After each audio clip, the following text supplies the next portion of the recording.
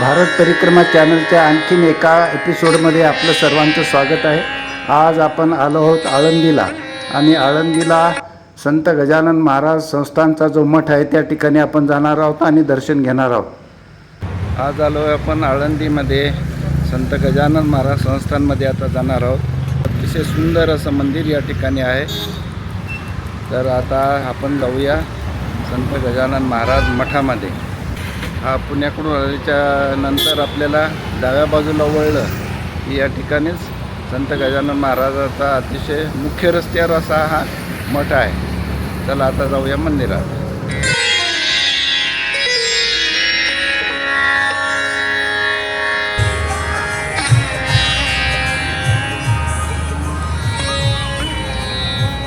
आता अगदी संत गजानन महाराज संस्थानच्या मुख्य गेटवर आपण आता आलेलो आहोत. या ठिकाणी आपण आत प्रवेश केला की आपल्याला संस्थानची अतिशय सुंदर अशी इमारत बघायला मिळते.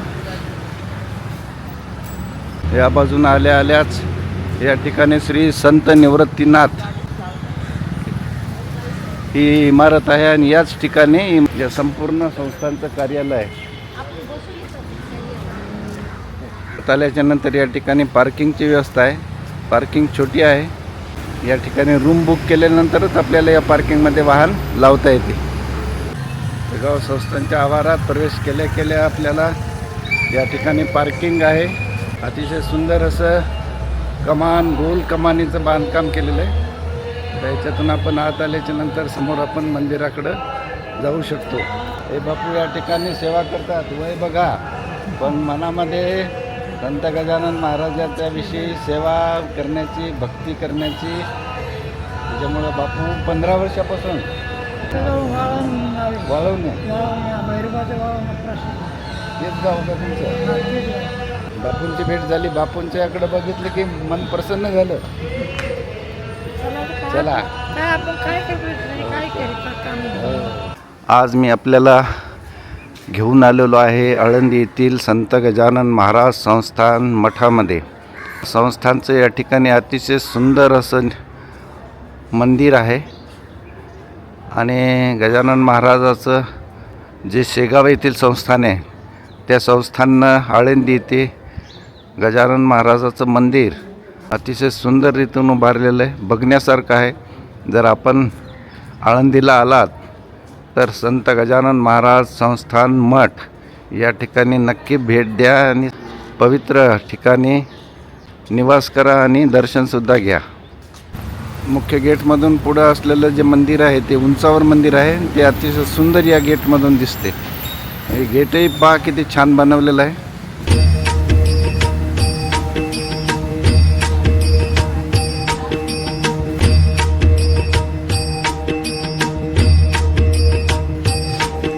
दोन्ही बाजूला फार चांगली हिरवळ जोपासलेली आहे.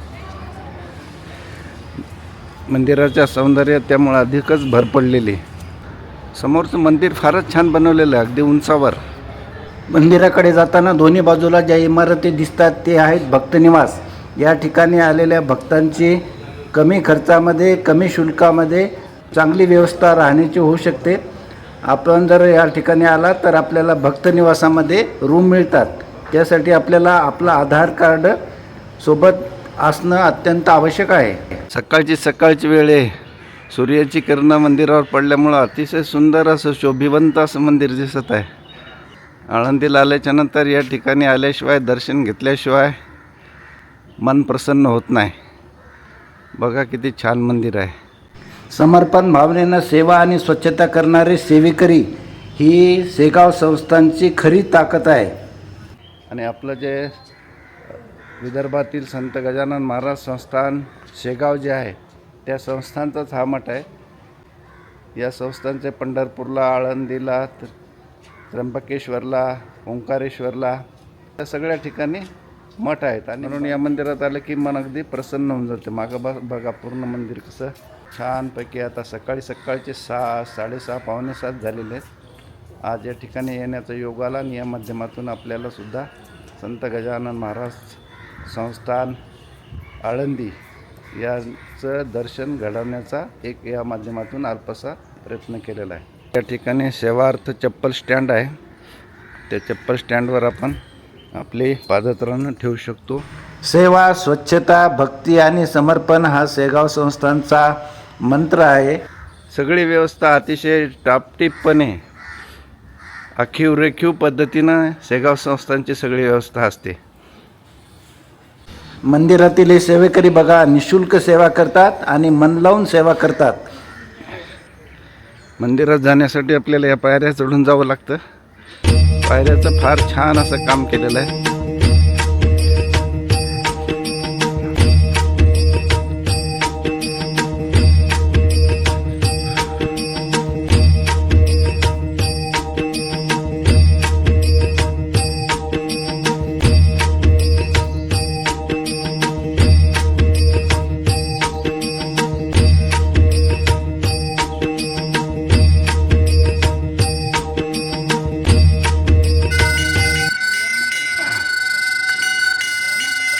मंदिरात उंचावर गेल्याच्या नंतर त्या ठिकाणून दिसणारं हे मनमोहक असं दृश्य बघा. समोर दिसतात त्या आहेच भक्तनिवासाच्या इमारती आणि इतर मंदिरंसुद्धा या परिसरात आहेत.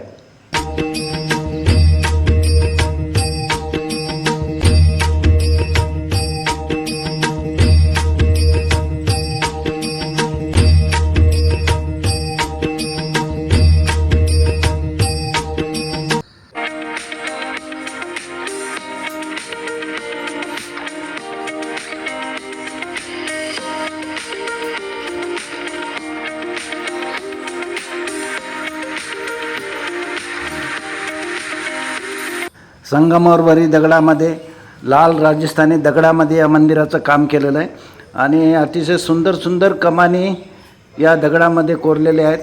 आणि आता आपण मंदिरामध्ये दर्शन करून येत आहोत खाली. मंदिरामध्ये कॅमेरा नेण्यास बंदी असल्यामुळं प्रत्यक्ष गजानन महाराजाची मूर्ती आपण दाखवू शकत नाही, परंतु प्रत्यक्ष संत गजानन महाराजाची उपस्थिती असल्याची अनुभूती मात्र नक्की येते.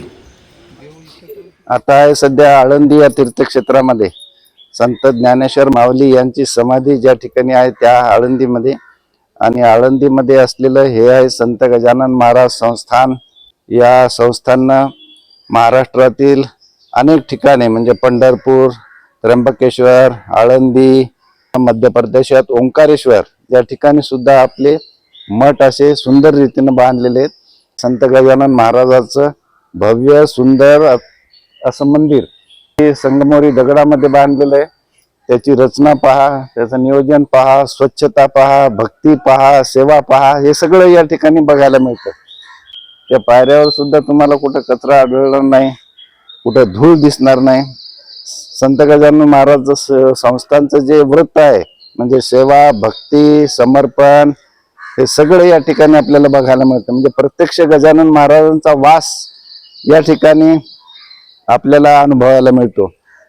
असं आज या मंदिरामध्ये आलो, या ठिकाणी दर्शनासाठी येण्याचा योग आला आणि या माध्यमातून आपल्याला सुद्धा संत गजानन महाराज संस्थांचं दर्शन घडवण्याचा एक प्रयत्न केलेला आहे. आळंदीमध्ये जर आपण आलात तर पुण्यातून येताना देहू रोडला अगदी रोडवरच हे संस्थान आहे. राहण्याचे भक्तनिवास आहेत. आपल्याला राहायचं असेल, मुक्काम करायचा असेल तर भक्तनिवासात मध्ये मुक्काम सुद्धा करू शकता आणि या ठिकाणी दर्शन सुद्धा आपण गजानन महाराजाचं घेऊ शकता. जर व्हिडिओ आवडला तर शेअर, लाईक आणि सबस्क्राईब करा. भारत परिक्रमा या चॅनलला तुम्ही सबस्क्राईब करा. धन्यवाद. चला.